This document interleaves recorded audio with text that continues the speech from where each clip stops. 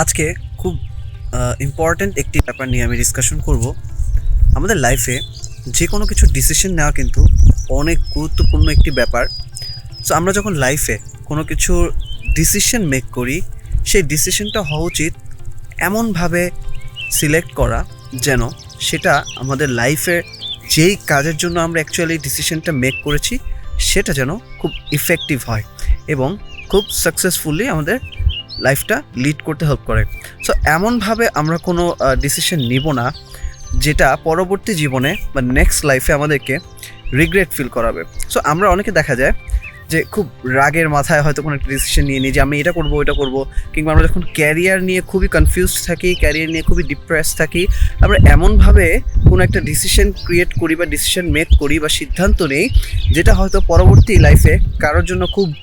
সুখকর একটা ব্যাপার হয় এবং কারোর জন্য খুব বেদনাদায়ক হয়ে যায় যে এটা হয়তো আমি এই ডিসিশনটা হয়তো আমি নাও নিতে পারতাম, কিংবা এই ডিসিশনটা হয়তো আমি অন্যভাবে নিতে পারতাম। সো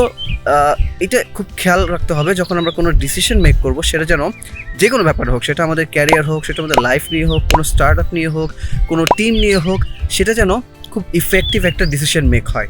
এবং আমরা যখন অন্য কাউকে এই ডিসিশন মেকের ক্ষেত্রে হেল্প করব, সেটাও মাথায় রাখতে হবে যে যাকে আমি হেল্প করছি ডিসিশন মেক করার ক্ষেত্রে